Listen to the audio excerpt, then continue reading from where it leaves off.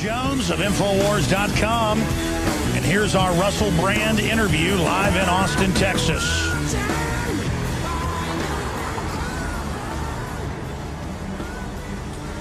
What is the essence of your development, or when we talked a few weeks ago, your awakening?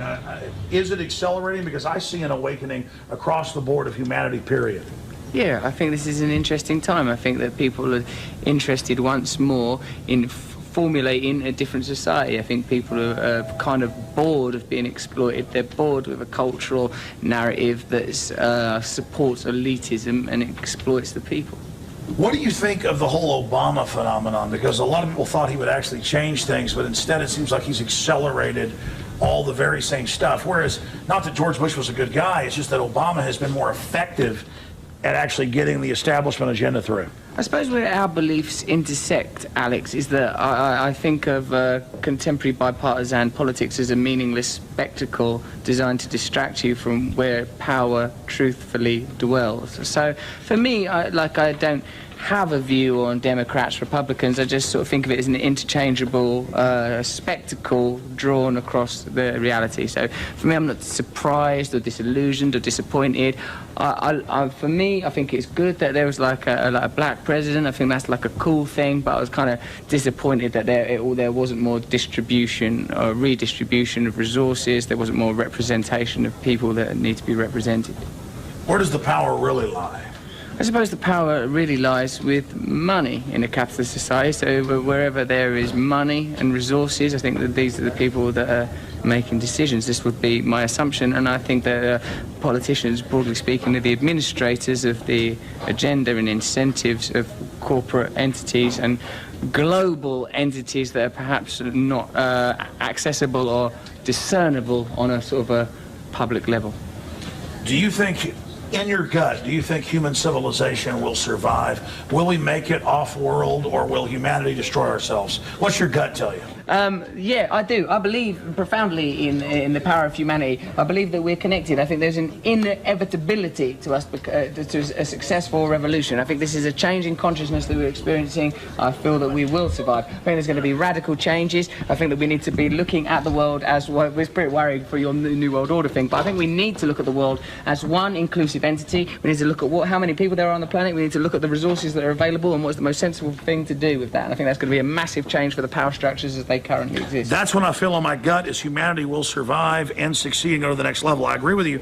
And the elite are lying to themselves not to think they're connected to everybody else. Whatever they do to other people comes back on them. That's karma. Yes, I agree with this principle of karma. For me, what's very important is to align people that are currently disparate and oppositional. I think any working people or any people that are economically disadvantaged need to look at forming alliances with one another against people that have economic resources. I'm not talking about the middle classes, I'm talking about super rich elites.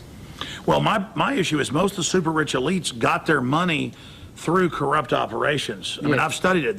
They get it through monopolies and through deals. My problem is they usually use government to set up the monopoly. Yes. I understand that government could be a tool for good in the final equation. It's all a balance, but how do you get around the monopoly capitalists using government to shut down their competition?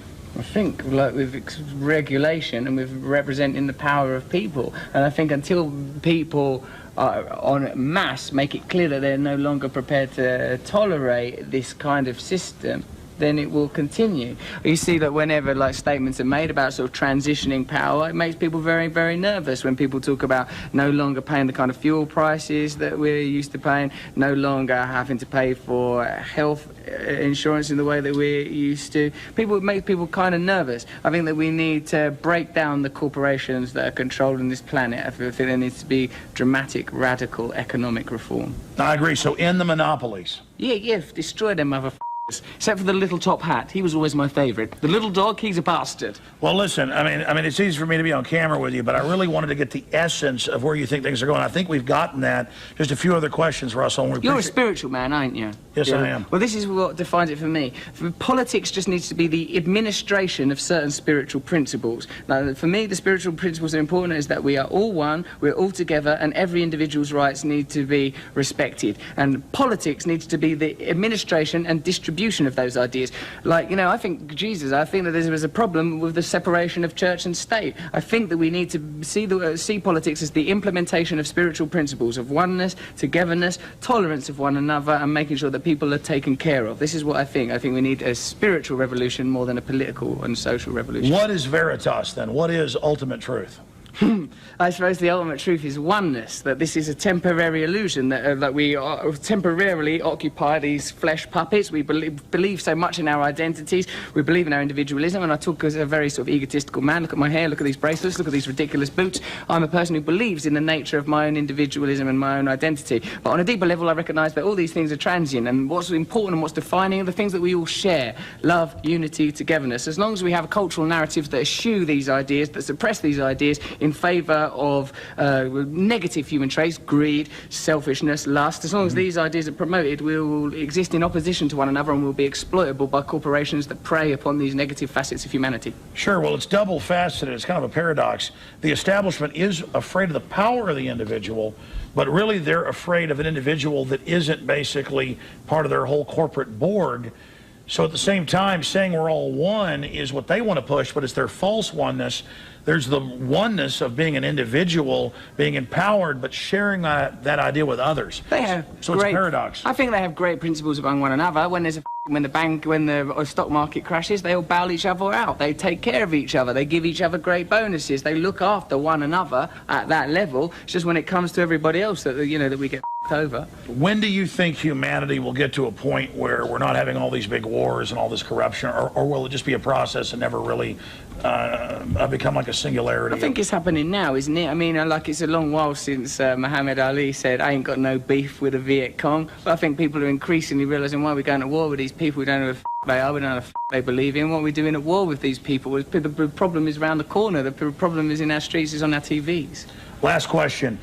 A while back you were on MSNBC and it went viral all over the world. Hundreds of millions watched it, where you simply laughed at the people all in a narcissistic power trip sitting around that stage and said you guys are basically a joke, and it shook them up. I'm coming in tomorrow with a big necklace and I'm opening it. Look beyond the superficial. That's the problem with current affairs. You forget about what's important. You allow the agenda to be decided by superficial information. What am I saying? What am I talking about? Don't think about what I'm wearing. These things are redundant. I'm superficial. When do you think the old dinosaur media will finally figure out it's dead? Because I've already figured that out. Their audiences are tiny, but they still have these big stages, huge sponsorship. They don't even get that a kid in New York or England or China or Mexico has a bigger audience on YouTube than they do on CNN or MSNBC. What is going to happen when the establishment finally figures out, because the final domino to fall is their whole delusion that they're actually in charge.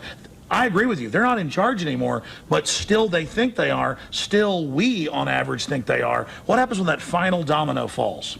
Well, I think that they'll continually look to occupy new paradigms. I imagine that they're even now investing heavily in new media and in ways of controlling the internet. We're seeing this with what went on with PRISM. They're advanced. These people aren't in power by mistake. They know what they're doing. But as long as if people are empowered with information, if people are unified, if people have like a common understanding, are prepared to look at what we share, what unifies us instead of what separates us, then the people are invincible. This is the irrefutable truth of the elitist pyramid structures, is when the people are awake, it is impossible to maintain. This is why we need a police force, no disrespect officer, and a domestic army to control populations, because when the people decide this is over now, then it is over now, and we're close to this realization. So the people do have the power, and the power structure realizes that, but as long as we're aware of the manipulation, it's game over.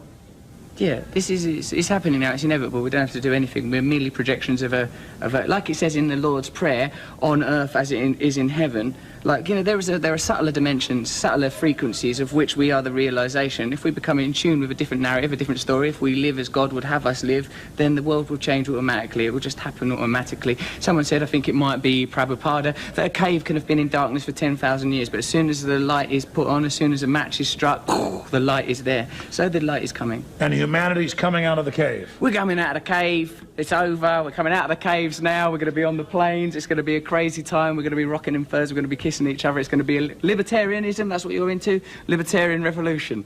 As long as it's absolutely egalitarian, Alex. Follow me on Twitter if you want to, at Rusty Rockets, but basically carry on doing what you're doing, being happy in your hearts. All right, folks, that is most of the interview. There's some more that we're going to be airing on the nightly news tomorrow and on the radio tomorrow during the weekday show. Infowars.com, prisonplanet.com. Follow us at Real Alex Jones. And pretty powerful radio show today, talking about the authoritarians and the government telling priests and preachers they can't minister to people in the military during the crisis. I mean, this is tyranny. This is not liberalism. This is oppression masquerading as egalitarianism, the opposite of what we should stand for. All right, folks, Alex Jones signing off. Have a great Sunday night. Are we choosing our own destiny, or has it been pre-selected for us? As we've moved through history, every great leader has had to understand the potential of information. Billions of dollars have been spent privately and publicly looking at how to tap into your psyche.